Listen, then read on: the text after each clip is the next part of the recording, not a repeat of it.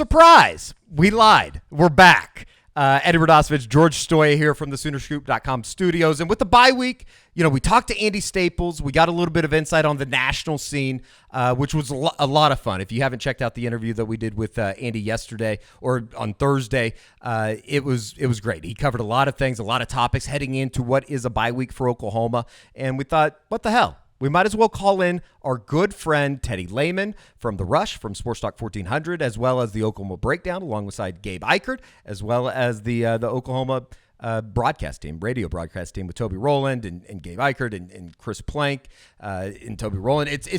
They are one of the best in the country. I can't say I listen to a lot of other college football broadcasts, but of the ones I have, this group is the best. I love watching the in the booth cam. Yeah, they're great. The reactions. But Teddy, you listen to Teddy because oftentimes I listen to the broadcast while covering the games because they have good injury updates. Mm-hmm. But also Teddy is so knowledgeable about the game, and you'll hear in this interview just how well spoken he is.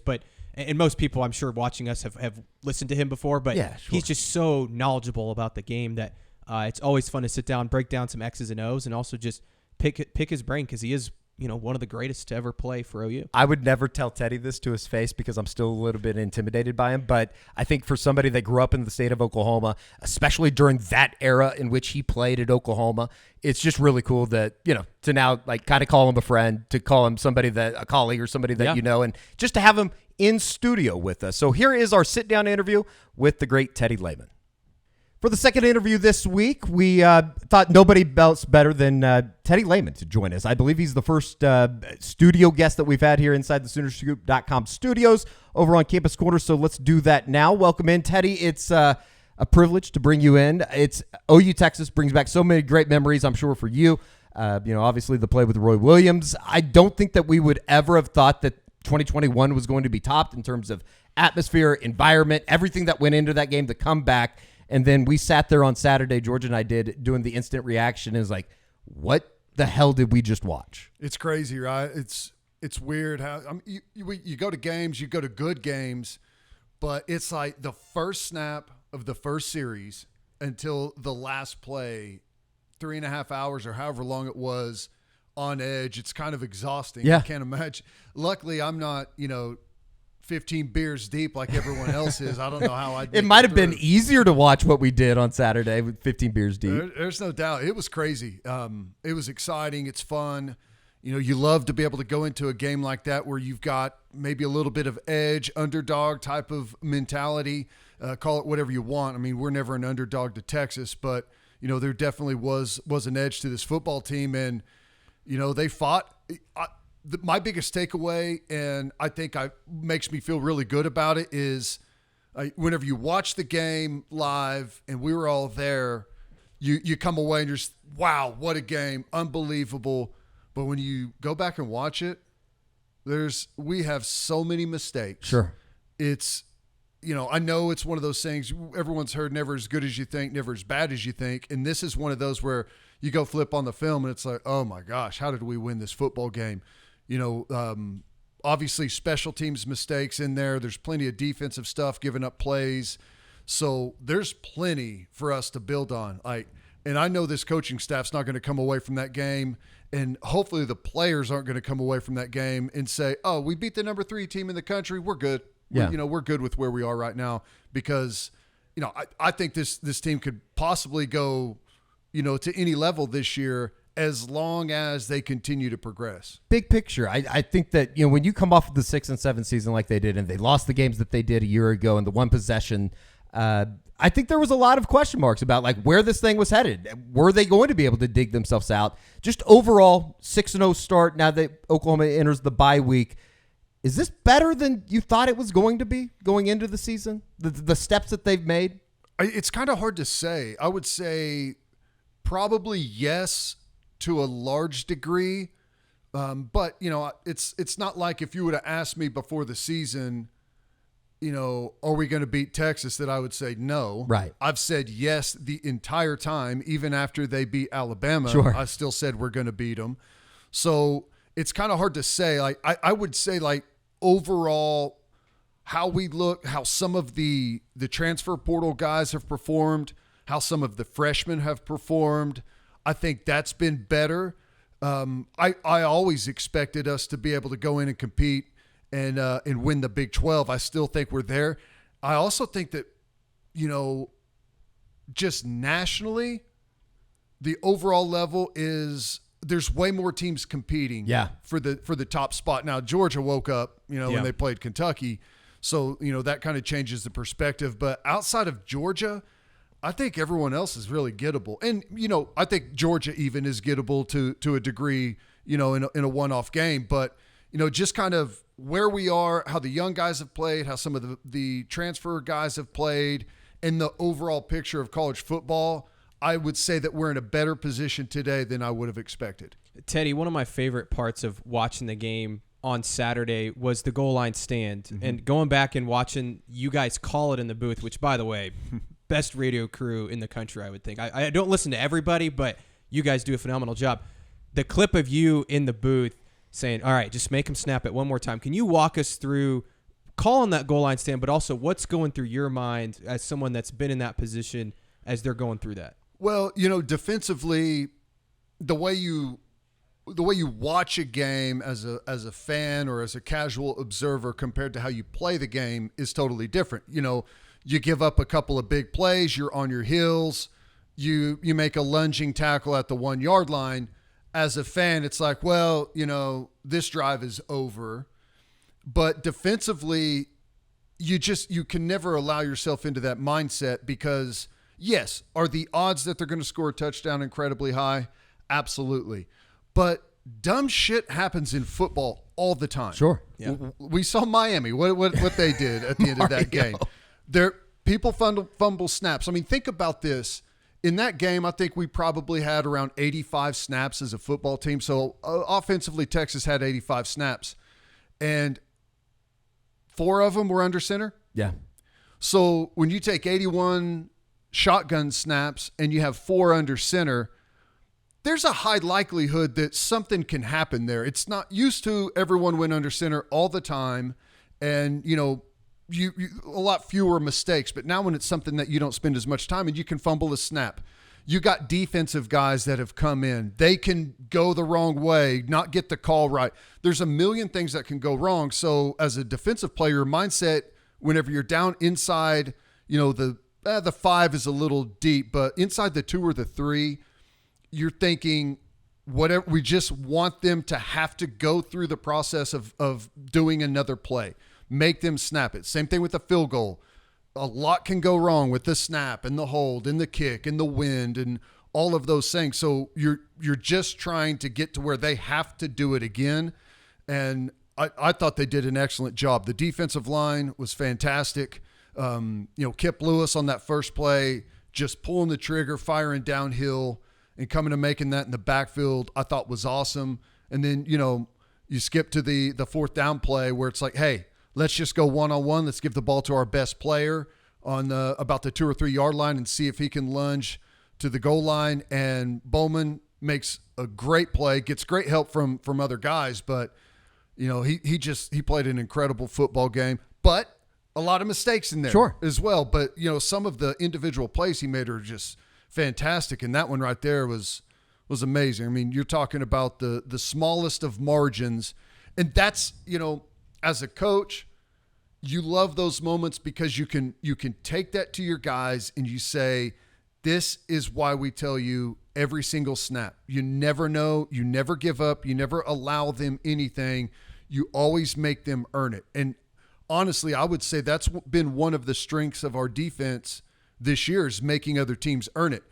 If you look at our analytics, there's a lot of them that are great. But there's some that aren't, and that's like the yards. Like we're giving up a lot of yards. Sure. We're giving up some explosive plays. But whenever people get past the 30-yard line, it becomes really difficult to score on us. And, I think that ultimately you don't want people to score. That's what defense is. So, just to see that reinforced in the goal line stand and, guys love that moment. It's hard to recreate that as a defensive player. So whenever it happens, it's like, that was awesome. Let's do that again. Yeah. Right. And you start to feed off of it. So no, I think that was tremendous. Gonna be remembered forever. But even in that series of snaps, though, there's a lot of stuff that you got to work on, right? There's a lot of things that got to get better. There's some guys that are too high.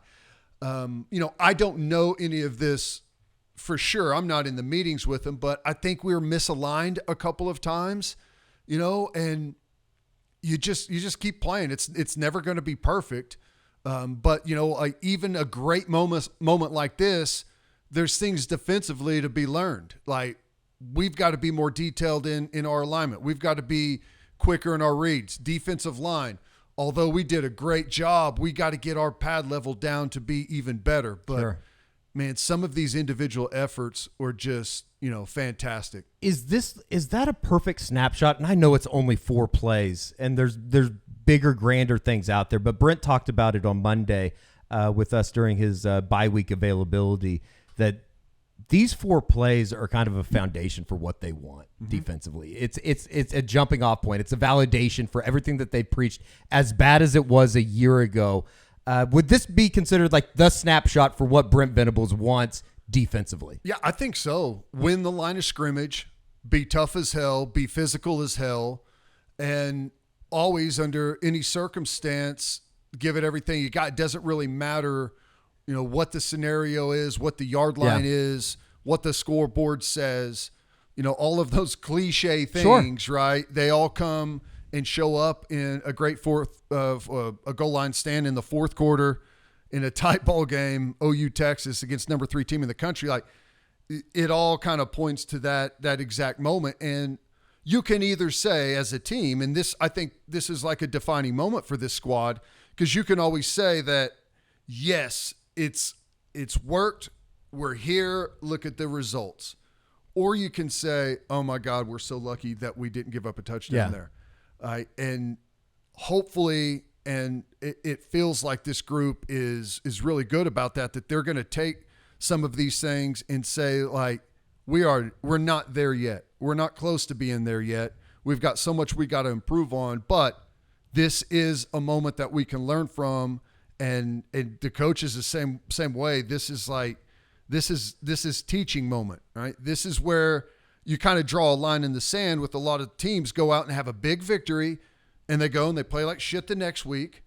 Everyone starts to listen to everyone told you how bad you were and you used it as fuel. Sure. And now everyone's going to tell you how good you are. How are you going to believe them now? You didn't believe them before. You're going to start to believe everyone now. So, what is Nick Saban calls it, rat poison, right? And there's a lot of truth to that. If you start to believe everyone now, you didn't want to previously, and you're getting patted on the back and everyone wants to talk to you guys, and you just got to make sure that you don't lose focus on what you've been working at. The guy leading the way for OU, not just defensively, but feels like the heartbeat of this team, Danny Stutzman. What's your relationship like with Danny, and where have you maybe seen him grow the most this last year? Well, he's grown the most clearly with his understanding of the defense. And he's had a lot thrown at him. He came in, under the previous staff and had to learn that defense, and then thrown into the mix a year ago with the new defense. And it's like, hey, no one knows what they're doing, but you're going to be like the figurehead for it all, right? And, and a lot of the blame falls right there, which is, you end up being kind of the quarterback of the defense. So that's just the nature of the beast. But understanding where to be, how to adjust, like where you fit in the puzzle of the defense, I think all of those things. And, he's more physically mature. He's, stronger. He's, the technique stuff he's gotten better at.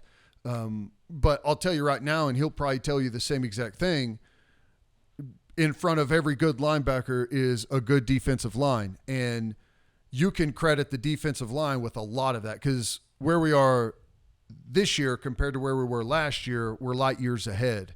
And it also helps that the whole puzzle works. When the secondary works and they're in the right place, the backers are in the right place, the defensive line, everyone's doing their job, it makes everything way less difficult. Whenever you're not trying to make a tackle for someone that's missed one, like the easiest way to make a tackle is whenever you're in position, you're in your gap, everyone is where they're supposed to be, and you got one-on-one with limited space. As people screw up, it opens up and you begin to lunge and be out of position to make plays, and that's how people miss tackles.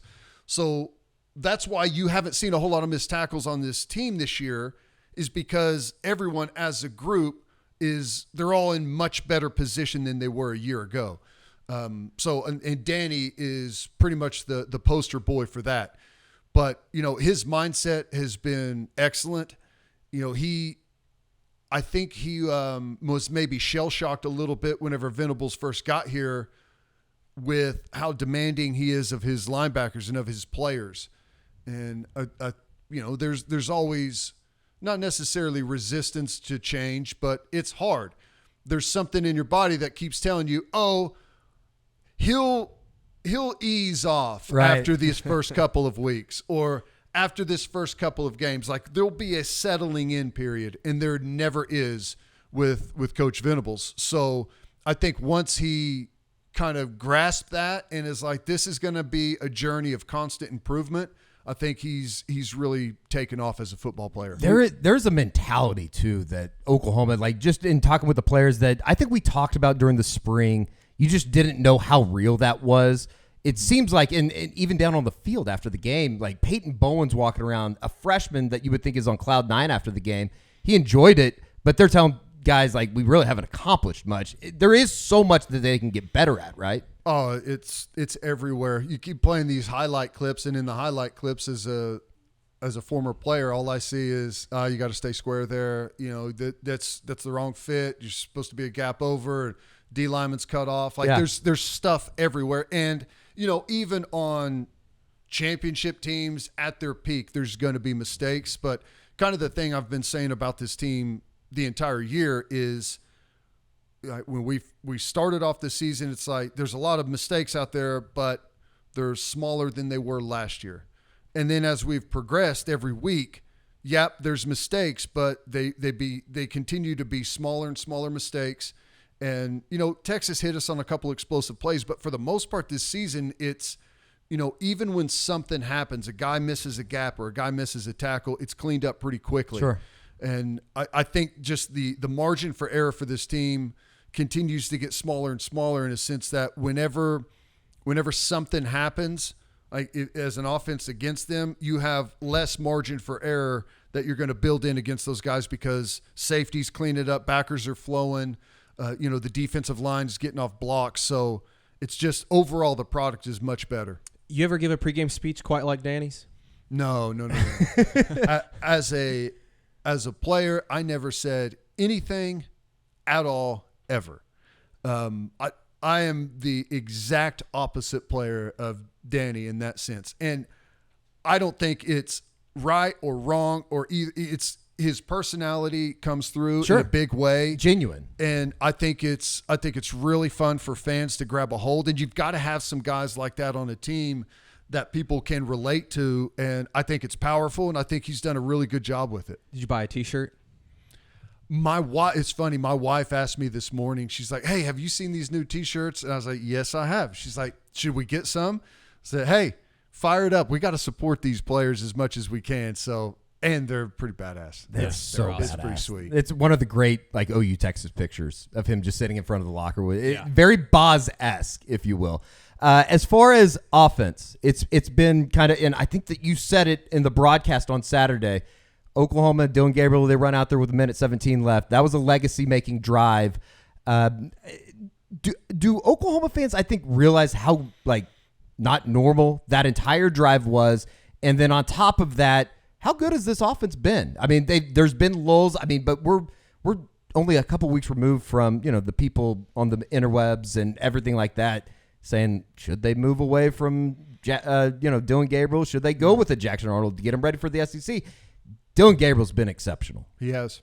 No, I think he's been really good. Not perfect, but he's been really good. I think it's interesting. I came into the season thinking that, well, we knew we had a ton of talent at the wide receiver spot, but I was like, well, no one's really produced. it's, someone's going to have to show it to us. And everyone feels like they've shown up and been really impressive. Feels like we've got guys coming out of our ears at wide receiver. And I thought that running back was going to be the place where we're going to be so good and so talented that it's going to be difficult to figure out the rotation. Sure. And it just feels like that position has lagged behind a little bit. I'm not too worried about running back. I think Talwee's been great. I think Marcus Major is he's impressed me whenever he's gotten out to the perimeter. Yeah. I feel like he's been our best perimeter guy, which I didn't expect. So I think it hasn't felt like Sawchuk and Barnes have gotten fully healthy. It's been weird. Yeah. It's, I don't know exactly what Barnes' injury was in the spring that he had surgery on. It was foot or ankle or something. I don't know.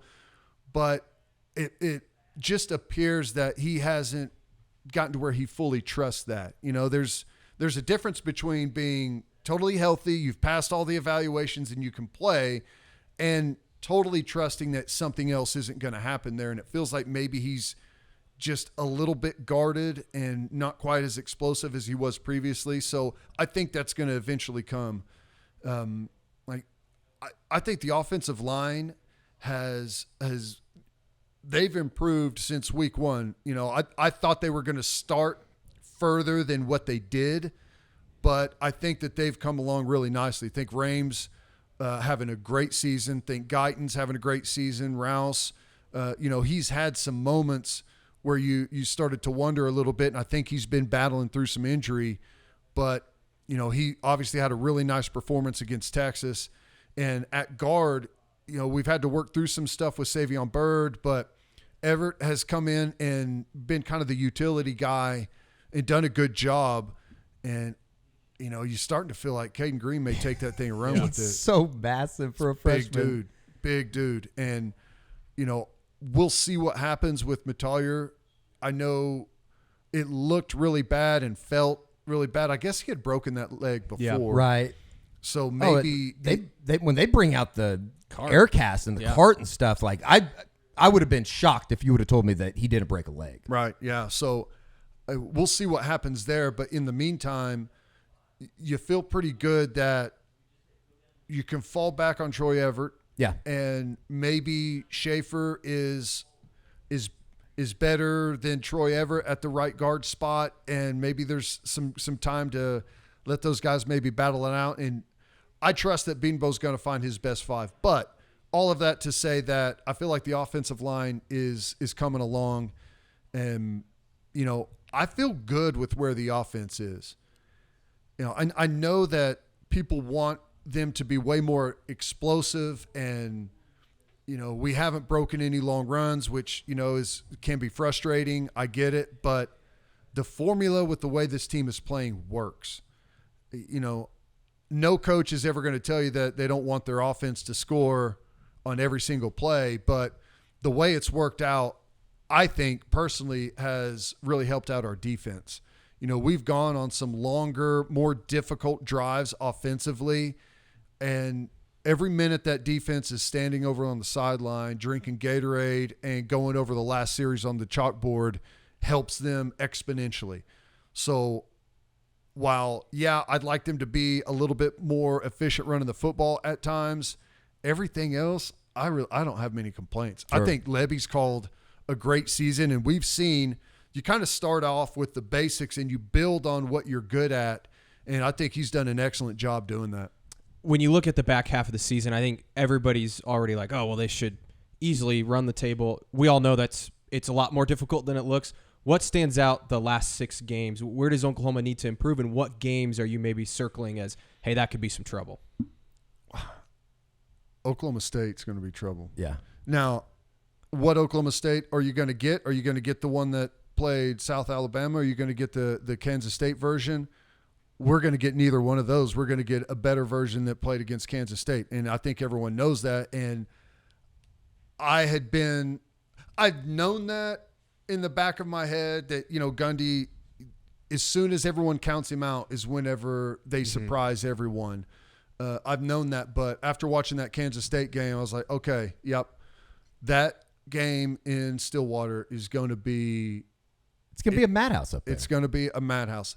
There's a lot of people comparing this year's team to the 2000 team, and I think rightfully so for a lot of reasons. We won the national championship that year.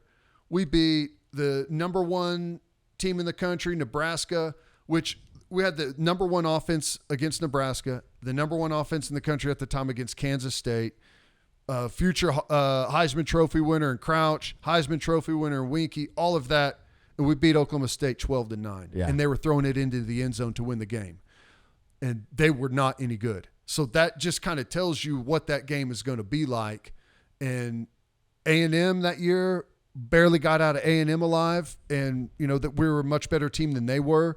It's incredibly difficult. And, I still factor in, I'm like, I don't know where it's going to be, but we're going to have a loss somewhere, because it's just so difficult. Now, that doesn't have to be the case. I think they can, if you look at it individually, what is like the FPI has them as a 90% chance to win all of those games. But even that, only a 40% to actually run through it, if you look at it as a total. So, yeah, I don't know what game you specifically look at to say that's the one. I know Oklahoma State is going to be incredibly difficult.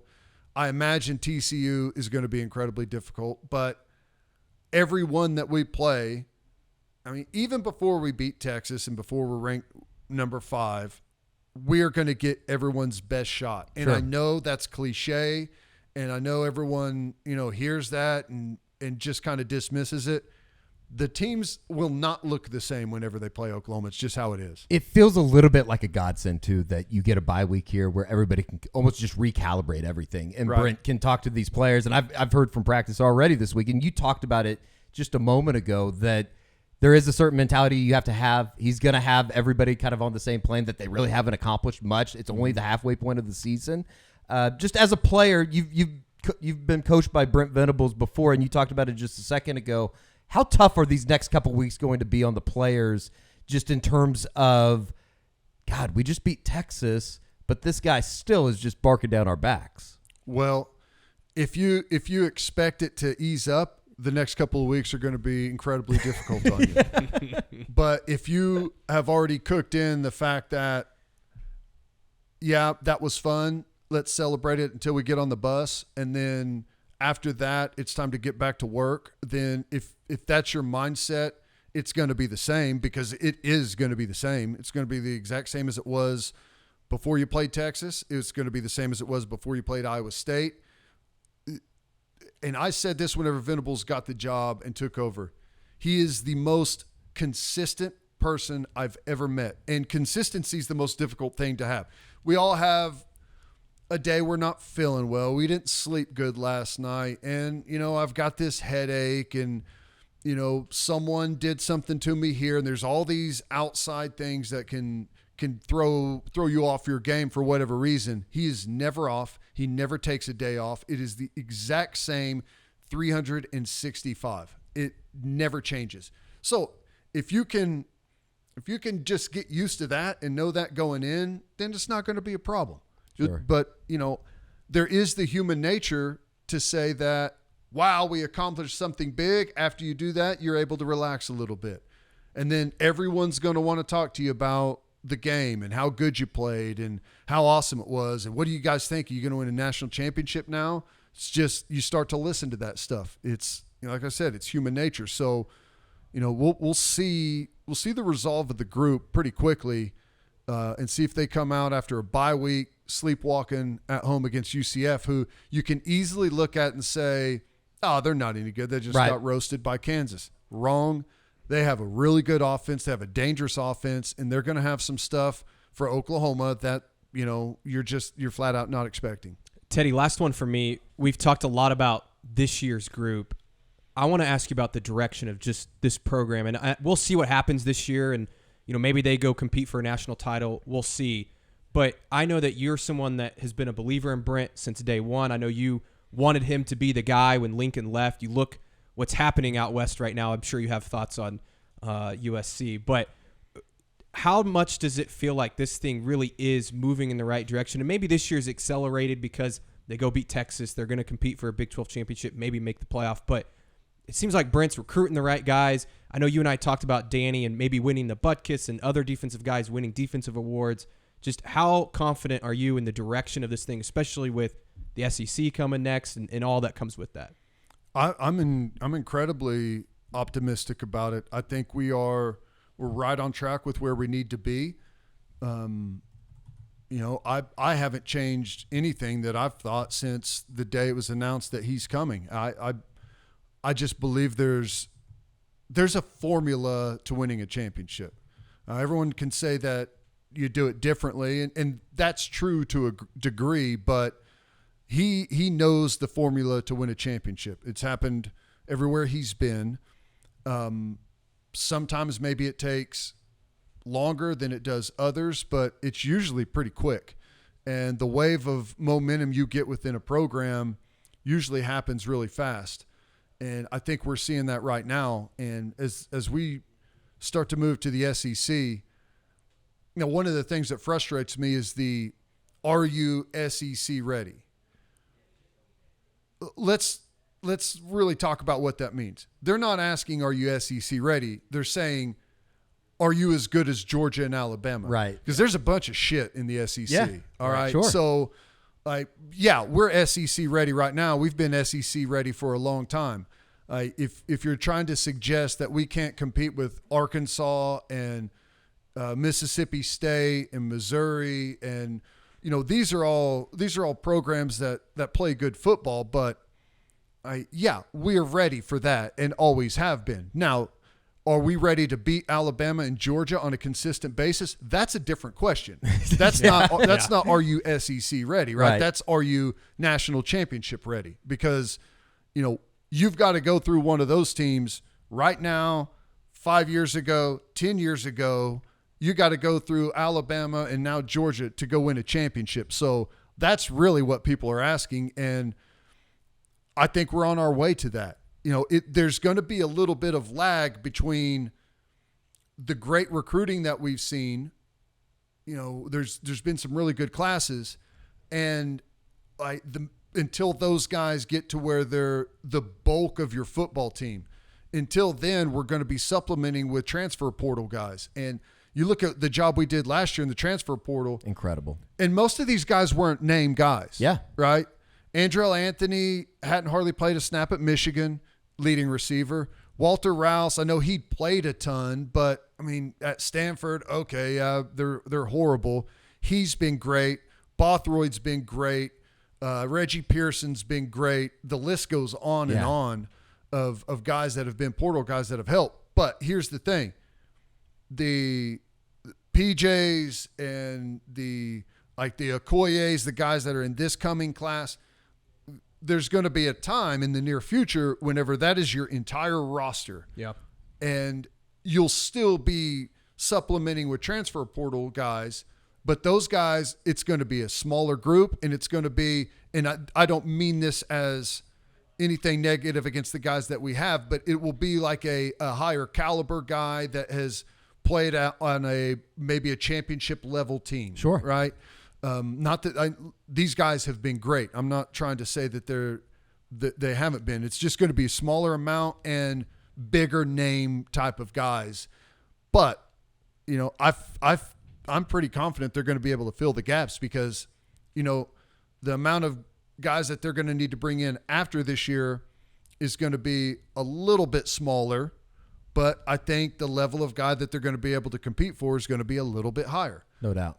So It's crazy, too, the way that they've meshed these guys. Mm-hmm. Yeah, like the chemistry on this team. I know that it's not the end-all, be-all, but it seems like they genuinely love being around each other. It's crazy to me. It's by design. It's not an accident. Whenever you listen to all the things that Venables preaches, it's like these things don't just happen. Yeah.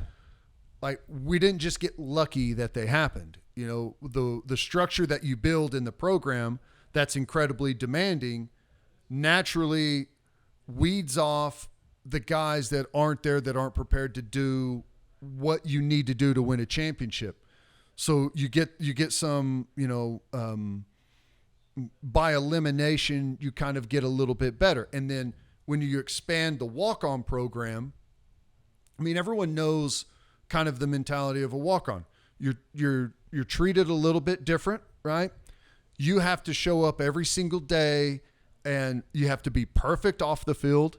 And whenever you get there in the locker room, you have to handle your business. There's no room for error. And as you grow that group, and you've got a big group of guys that stayed whenever all the change happened, you've got the mass of your team are guys that do it the right way. So whenever you come in, even as a transfer guy, you stick out like a sore thumb if you're not about what everyone else is about. And it just breeds a total different mindset of player that whenever you're in there, and that's going to continue to get more and more resolute as you continue to bring more and more of your guys in, and that whole kind of group mentality grows. It's been fun. This has been a hell of a year so far, and they're only at the halfway point. Teddy, we appreciate you coming in. Anytime. From the Rush, Oklahoma Breakdown. Make sure you check that out on YouTube.com as well. And that's it. That's from the Soonerscoop.com studios. Thanks again, Teddy. Yep, anytime. Man, what a great interview. Teddy is He's the man. He's simply one of the best. And, I thought one of the cool things about talking to Teddy was, and, not just his knowledge about what Brent Venables wants to do defensively, because he has, obviously a lot of background with Brent. I thought it was really cool to hear him talk about Danny Stutzman, because when you talk about the Oklahoma linebacker position specifically, Teddy Lehman's a Butkus winner. Danny Stutzman's trying to get to that I think elite level of linebacker play. He's well on his way, 6 games through the season, but it's somebody that you wrote about earlier this season, and you can check out that interview or that article on Soonerscoop.com on 3. It's just cool to hear Teddy talking about what Danny's trying to undertake, because he's lived that. Yeah, and it's cool to see, just like you said, one of the best players to play for Oklahoma, the last Butkus Award winner for OU, to kind of take Danny under his wing. Yeah. And I think that's what makes this program so unique, and Brent's talked about it, being keepers of the room, right, and having those player relationships and inviting back former alumni. So for Teddy to kind of take that upon himself too and really help Danny, I just think is really cool. And I think Danny would also, if he sat down with us, and say, Teddy's helped him a lot. Yeah. Teddy's been somebody that he's leaned on, a close friend of his. So really cool to hear. And I just think that Teddy has great perspective on the program, because he played for Brent. He saw what it looked like to get to the top of the mountain. He was on that 2000 national championship team. And now he's been the play-by-play guy, the color guy for OU for, almost a decade now.